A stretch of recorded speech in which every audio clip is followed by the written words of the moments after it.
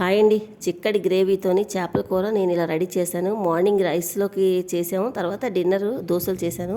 ఇలా దోశలు ఇడ్లీ ఏవైనా పెట్టేటప్పుడు గ్రేవీ కొంచెం చిక్కగా తయారు చేసి వాటిల్లో తింటే మాకు చాలా నచ్చుతుంది. మీరు ఎప్పుడైనా ఇలా ట్రై చేశారండి టిఫిన్తో చేపల కర్రీని?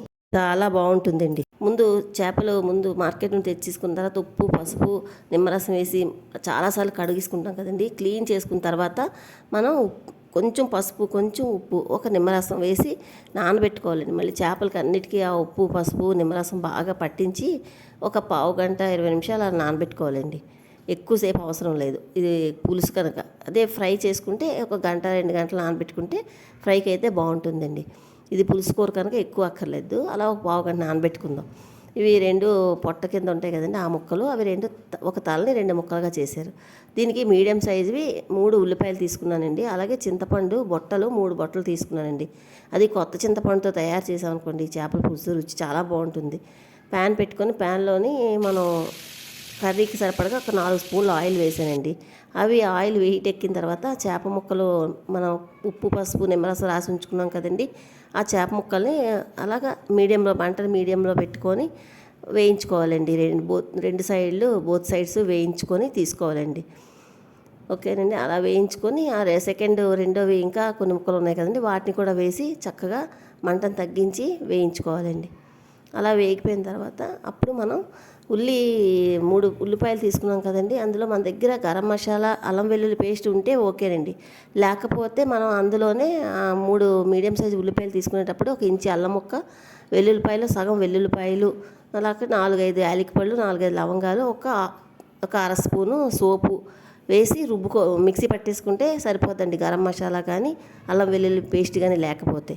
నా దగ్గర 2 ఉన్నాయి కనుక ఆయిల్లోని 3 ఉల్లిపాయలు ప్లెయిన్గానే, మరి ఇంకా మసాలా అల్లం వెల్లుల్లి వేయకుండా ప్లెయిన్గా ఉల్లి చేసుకొని ఆ ఆయిల్లోనే వేసుకున్నానండి. అది కొంచెం అటు ఇటు వేగుతుంది కదండి, పచ్చివాసన పోయిన దాకా. అప్పుడు ఒక అర స్పూను అల్లం వెల్లుల్లి పేస్టు, కొంచెం కరివేపాకు, 4-5 పచ్చిమిరపకాయలు వేసి చక్కగా వేయించుకోవాలండి మంటను తక్కువలో పెట్టుకొని. ఇప్పుడు మన రుచికి సరిపడినంత ఉప్పు, కొంచెం ఒక పావు స్పూను పసుపు, అర స్పూను గరం మసాలా, పులావ్ మసాలా అవి చేశాను కదండి, నేను అన్ని మసాలా కూరలకు అదే వాడుకుంటాను.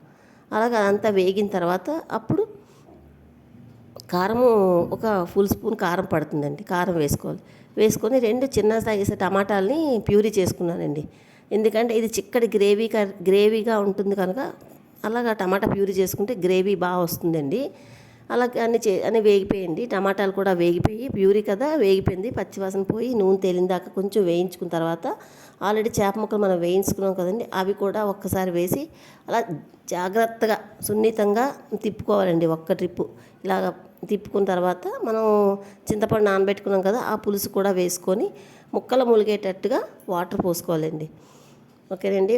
అలాగా మన తల్ల భాగాలు ఉన్నాయి కదా, అవి వేయించుకోనక్కర్లేదు. ఎందుకంటే దాంట్లో ఏవో ఉంటాయి కదా, చిన్న చిన్నగా పేలుతాయి, అందుకని అవి వేయించను నేను. అలాగే అవన్నీ వేగిపోయిన తర్వాత ముక్కలు ములిగేటట్టుగా నీరు పోసుకొని ఒక 10 నిమిషాలు ఉడికిందనుకోండి, ఎలా రెడీ అవుద్ది. మంచి క్రీమీగా ఉంటుందండి జ్యూసు, దీని గొజ్జు చాలా బాగుంటుంది. ఇది మనం మార్నింగ్ రైస్లోని తినేసిన తర్వాత నైట్ డిన్నర్లోకి నేను దోశల్లో కానీ ఇలా చిక్కటి గ్రేవీలా చేసి ఇప్పుడు రెడీ అయిపోయింది కదండి. ఇంకా కొత్తిమీర జల్లి మనం 2 నిమిషాలు ఉంచి వెంటనే స్టవ్ ఆఫ్ చేసుకుంటే చేపల పులుసు కూర చాలా చిక్కటి గ్రేవీతో చేపల పులుసు రెడీ అండి. ఇది శీలావతి చేప అండి. మీకు ఎలా అనిపించింది? నా వీడియో నచ్చితే లైక్ చేయండి. మరిన్ని మంచి వీడియో కోసం సబ్స్క్రైబ్ చేసుకోండి. Thank you for watching.